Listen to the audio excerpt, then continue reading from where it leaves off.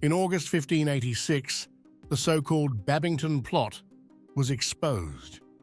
The Catholic conspiracy planned to kill Elizabeth I and to place Mary, Queen of Scots, who had been imprisoned for 18 years, on the English throne.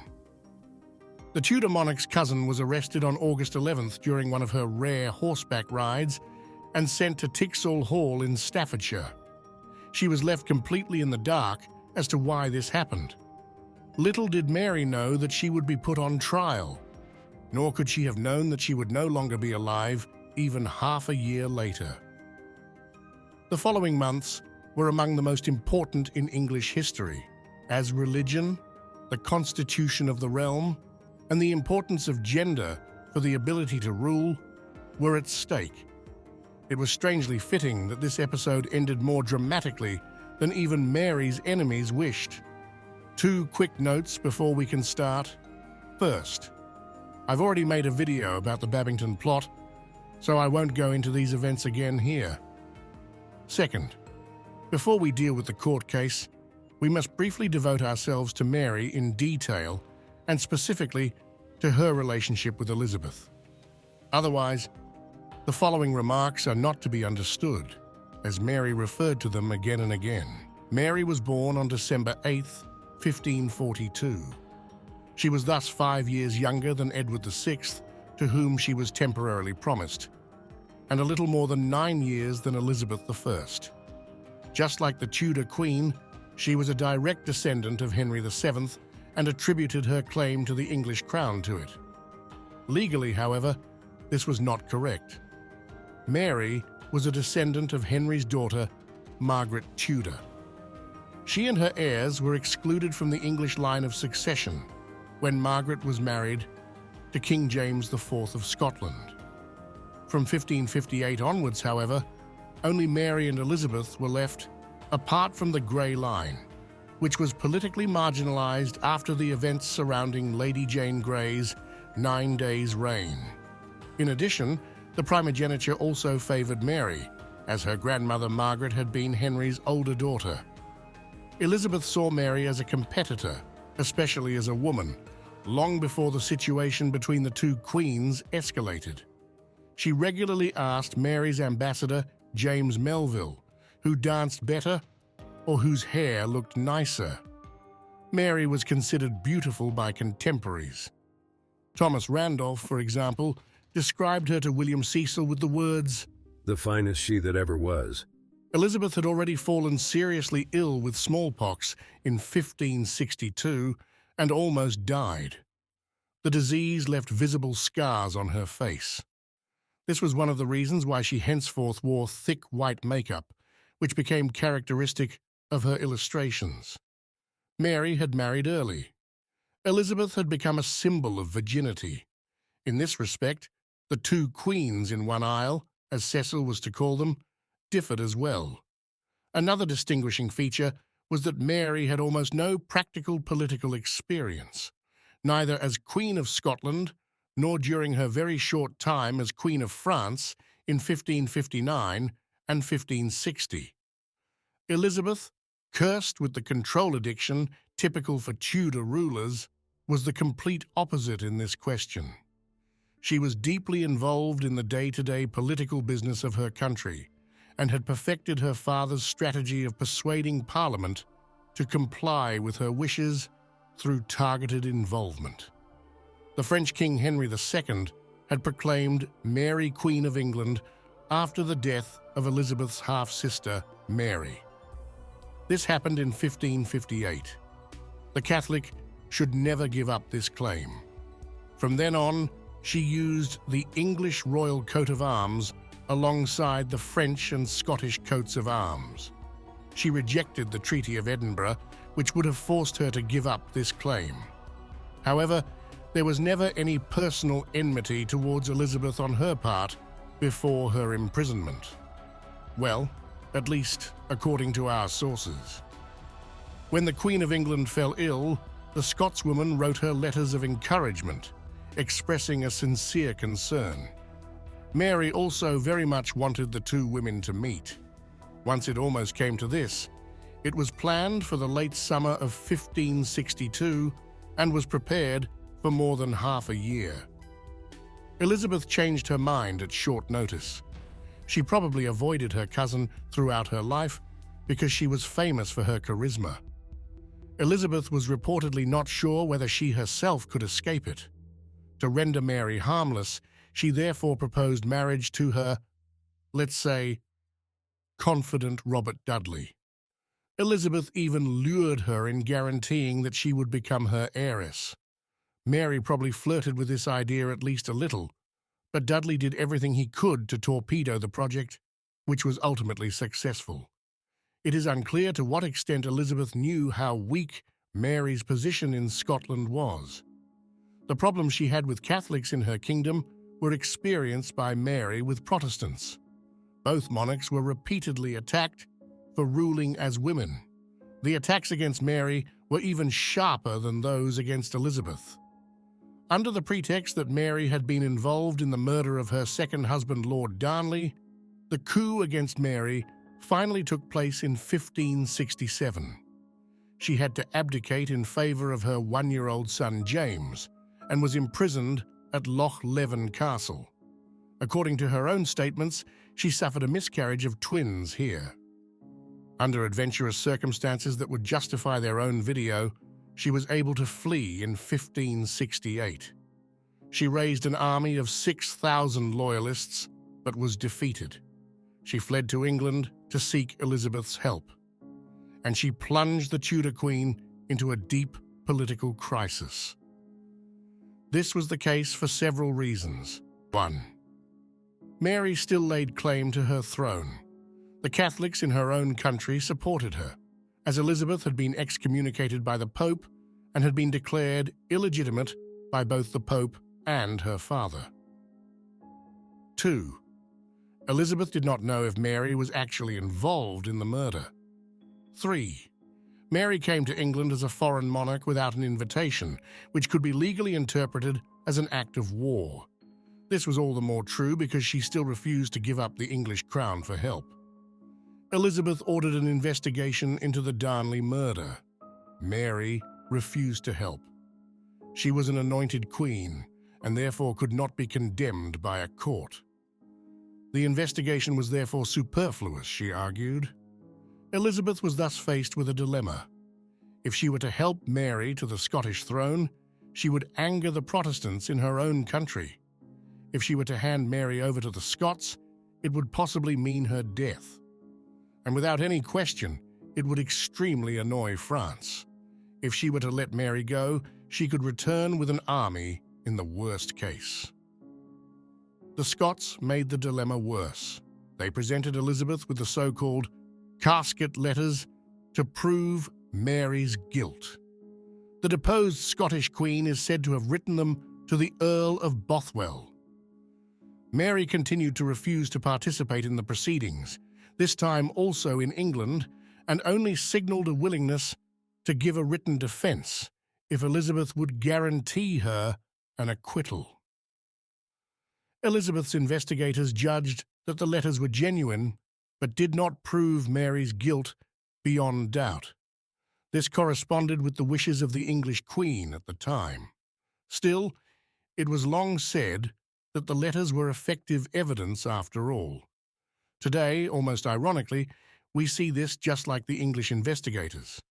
This verdict by her investigators gave Elizabeth legally a free hand to do with Mary as she wished, without having to put up with the accusation that she would protect a guilty person from prosecution or imprison an innocent woman. The Tudor Queen decided that Mary would henceforth have to endure house arrest, but appropriate to her status. For this purpose, castles were chosen that were far enough away from both London and Scotland. This was probably not intended as a permanent solution. For example, in 1570, Elizabeth negotiated with the French King Kniphinn about Mary's release and support. This failed not least because of Mary herself, who continued to refuse Elizabeth's recognition and demanded a personal meeting. So Elizabeth took a zigzag course. In 1572, She blocked the Act of Parliament that excluded Mary from the succession to the throne and would have eliminated the problem on that side. The Queen's logic was that if she signed it, it would be proof that Mary actually had a claim. Otherwise, she would not have to be excluded by law. In the same year, there were serious riots in France directed against Protestants. This fueled Protestants' hatred of Catholics in England, and not least anger at Mary. The pressure on the Queen of England grew and grew to do something. Elizabeth, however, was very similar to her father in matters of religion.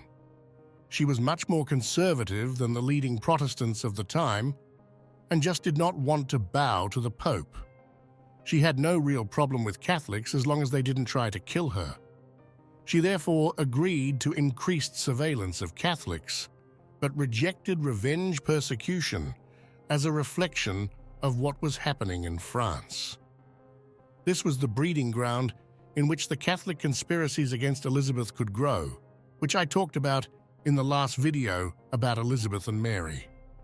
The whole kingdom was in limbo because the monarch tried to somehow keep the balance.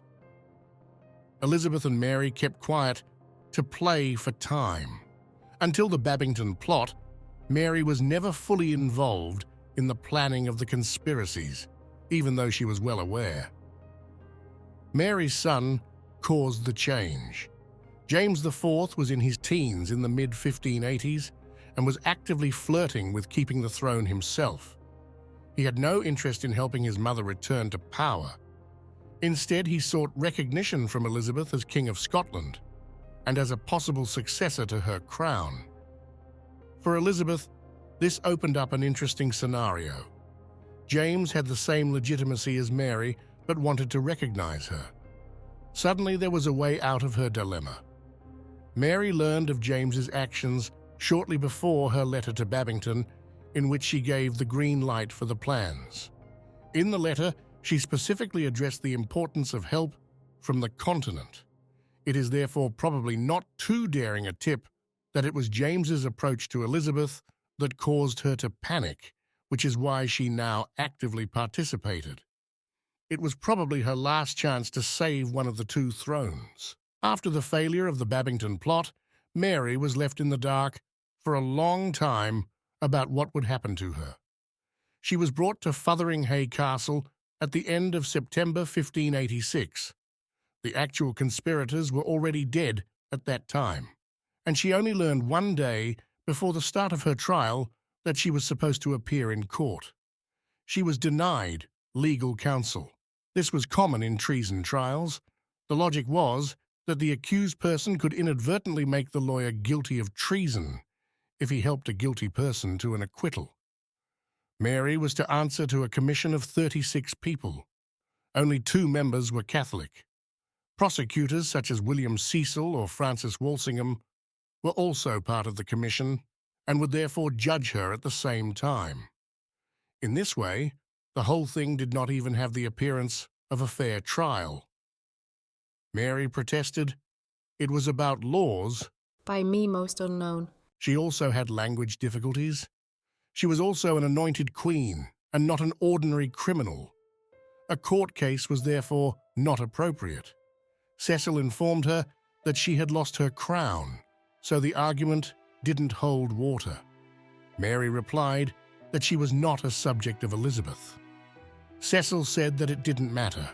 The trial would take place in any case. Her presence was not required. Legally, this led to a difficult construct. As a foreigner, Mary had no right to a trial. Elizabeth should have judged her directly. This was all the more true since she saw herself as a queen. In a court case, peers should judge. But there was only one person of them when Mary was still queen, Elizabeth. The prosecution therefore insinuated that Scotland belonged to English jurisdiction and that Mary was just a normal noblewoman. Many observers were also surprised by the protests of the defendant. They felt it was extremely generous that there was a trial at all. The Prince of Orange had been killed 3 months earlier directly by Catholic assassins. Mary bowed to the power of the factual. She understood that it was not about her guilt or innocence, but about her reputation. Elizabeth did not even participate, but was represented by an empty chair covered with her royal coat of arms. The then Lord Chancellor Sir Thomas Bromley acted as chief prosecutor. The first day of the trial was devoted to Mary, who doubted the court in the described manner. Many of the arguments were to be taken up by her grandson Charles I when he was on trial during the Civil War. Mary also stated her innocence. The following dialogue took place. I knew not Babington. I never received any letters from him, nor wrote any to him. I never plotted the destruction of the Queen. If you want to prove it, then produce my letters signed with my own hand. But we have evidence of letters between you and Babington. If so, why do you not produce them? I have the right to demand to see the originals and copies side by side. It is quite possible that my ciphers have been tampered with by my enemies. I cannot reply to this accusation without full knowledge. Until then, I must content myself with affirming solemnly that I am not guilty of the crimes imputed to me. Walsingham, however, then presented extensive evidence. Mary began to cry and insisted that they were fakes. Mary proclaimed that I would never make a shipwreck of my soul by conspiring the destruction of my dearest sister. the commission scheduled a lunch break. Afterward, the confessions of her secretaries were read out. Those present described Mary's reaction as a mixture of shock and horror. Now she argued that the letters must have been falsified. The majesty and safety of all princes falleth to the ground, if they depend upon the writings and testimony of their secretaries. I am not to be convicted except by mine own word or writing. Before we move on to the second day, a quick request in my voice. My channel has grown so much that I've almost reached the first monetization threshold. There is a lack of subscribers. I would be very grateful for a subscription to my channel, and I would also take a like. Back to the court proceedings. The second and last day saw two focal points. First, Mary went on the offensive. She accused Elizabeth of conspiring against her half-sister Mary to take the throne herself. She admitted to having written Babington, but noted that she had used the following formulations. Then it shall be time to set the gentlemen to work, taking order upon the accomplishing of their design. She had not speculated what work meant, and if her release had resulted in Elizabeth's death, it would still have been lawful, for this act would have meant the freedom of a queen, and she wanted nothing more than her freedom. Mary again challenged the law under which she was charged, the Act of Association. It was unjust, devised of purpose against her, without example. She was not wrong at all, as the law had been created specifically to be able to accuse and convict her. Mary therefore also stated, I would never subject myself under this law. In principle, she clearly wanted to change the discussion. Mary turned the accusation against her into a court case that dealt with the absoluteness of royalty. Mary emphasized this by demanding to speak before Parliament and being condemned directly by Elizabeth. She called the trial a theatre for the whole world. The interest would not be limited to England, but go far beyond. Mary's request was unsuccessful. The Star Chamber found her guilty on October 25th, which was considered a recommendation for Parliament to impose a corresponding sentence. The panel was a mixture of the Commission, Elizabeth's Privy Council, and a few other judges. Parliament followed the recommendation in December and demanded the execution of the former Scottish Queen. Her son James protested, but more badly than right. He knew he had to do it because it was expected of him. Nothing more came from his side. The final decision was Elizabeth's, and she had an extremely hard time with it. There were two reasons. First, Mary's skillful defense was responsible for this. Second, the Tudor monarch feared that she would also find herself guilty if she approved Mary's execution. Let's start with Mary. She was not originally the standard-bearer of the Catholic faith. She was a queen who was also Catholic. It was only during her long imprisonment that the religious question became increasingly important. During the trial, she presented herself as a Catholic martyr. She showed a deliberate imitatio Christo, meaning a reenactment of the redemptive suffering of Jesus. Mary complained that she was being treated like Christ at the end of his life. She appealed to the conscience of the accusers and ultimately only to God, she also explained. It gave the trial the form and meaning of a religious experience. She could not win on the secular level. On the spiritual level, however, she had a chance. As a result, the court case repeatedly slipped into volatile debates that no longer revolved around evidence and personal guilt. Mary presented herself as an upright Christian queen. One observer wrote that she was equipped with a countenance composed to royal dignity and with a mind untroubled. She placed herself at the center as the essence of God, who had been attacked by the abstract impersonality of the written word. At the same time, this was directed specifically against Protestantism, which lays far more importance on the written word of the Bible than Catholicism does. Mary also used her femininity. During the trial, she presented her body, which had been marked by the long imprisonment, and repeatedly interrupted the statements of the prosecutors with sobs. Her tears showed her feminine vulnerability. At that time, women's tears were accepted as protest against the injustice of a process or the system as a whole. At the same time, Mary refused to be physically humiliated by the trial using her tears. She did not accept its legitimacy symbolically until the end, although she participated. The tears were also a reference to Luke 2:28, which refers to the woman who wept for Christ. Mary wore a white veil of mourning to match. She had already deliberately compared herself to the biblical Esther in the past.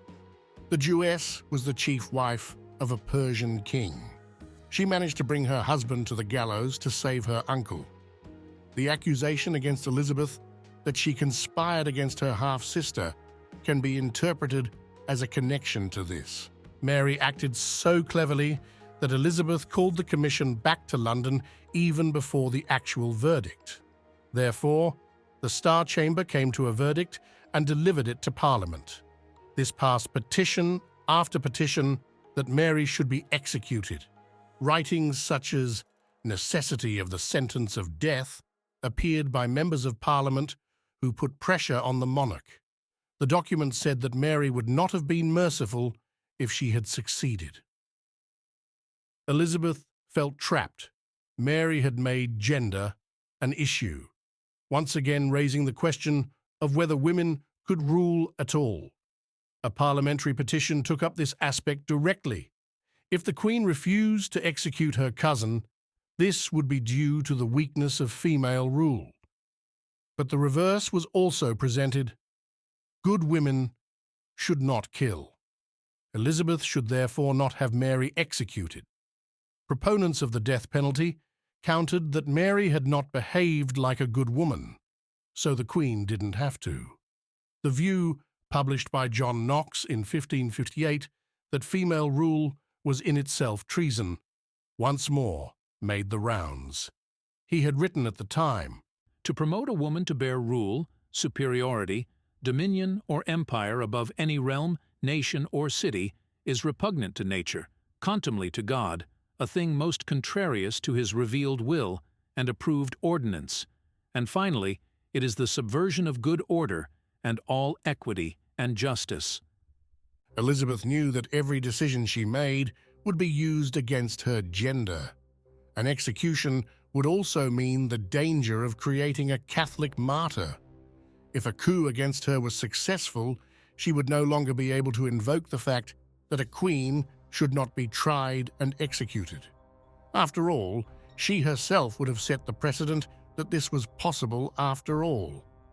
So wouldn't she condemn herself as well if she had Mary executed? Her hesitation was therefore not only due to personal pangs of conscience and possible military retaliatory actions by the Habsburgs or France. The question of Mary's execution also affected the core of her own rule. However, another factor became increasingly important. For the first time during her reign, the Parliament and Queen were permanently hostile to each other on one issue. Elizabeth I ignored the wishes of her most important subjects. This wasn't good for her, in the words of Janie Elizabeth Lewis, whose work was the main literature for the trial part of this video, neither as a monarch nor as a virtuoso woman. First of all, however, the Queen knew how to buy time in a remarkable way. Elizabeth gave an impressive speech in which she was humble before all other things. Parliament had praised Elizabeth for her mercy directly before, but warned that Mary had been seduced by it. Elizabeth accepted this and praised Parliament for the Act of Association, which served to protect her. She therefore feels gratitude towards God and all subjects. She asks for respect for the fact that she needed time to make a decision. Just like Mary, she relied on her femininity. Unlike her cousin, however, she consciously submitted to Parliament through gratitude. It was customary to pay respect for this, and Elizabeth received it. The pressure from this side was eliminated for the time being. Elizabeth was now trying to find a way out. She asked Mary's last jailer, Amyas Paulet, to kill Mary. She would be left without direct responsibility. However, he refused. He could not burden his conscience with it.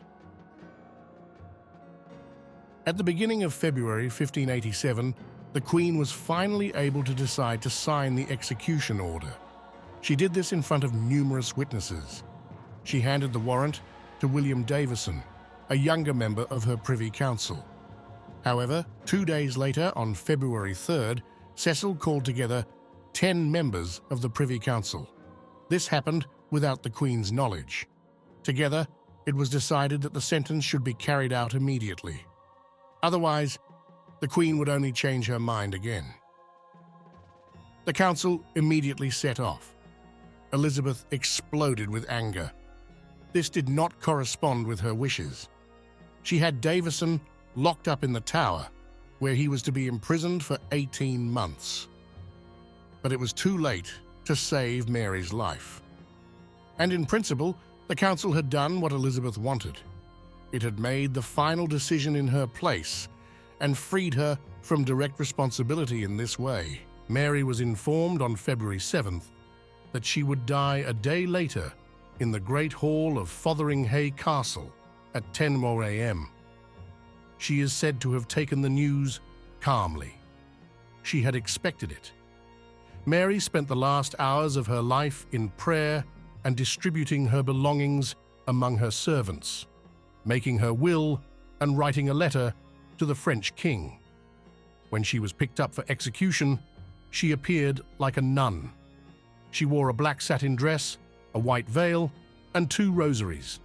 These were attached to her belt. The scaffold, in turn, was covered with black cloth. When she took off her outerwear, a dark red velvet petticoat and a dark red velvet bodice appeared. Red was the color of Catholic martyrs. So Mary continued her previous strategy even in the last moments of her life. The doomed woman was now even in the mood for jokes. While undressing, she said she never had such grooms before, nor ever put off her clothes before such a company. The executioner and his assistant knelt before Mary and asked for her forgiveness. She granted it by the following words: I forgive you with all my heart. For now, I hope you shall make an end of all my troubles. Her servant Jane Kennedy blindfolded her. Mary then knelt in front of the block and spoke in Latin. Into thy hands, O Lord, I commend my spirit. The first blow followed, and with it, the catastrophe. The executioner was untrained and nervous. He did not hit her neck, but the back of her head. At least she became unconscious from it. So Mary probably didn't feel anything anymore. The second blow hit the target, but could not completely separate the head from the body. The executioner cut him off completely with the axe. In some traditions, there is also talk of a third blow.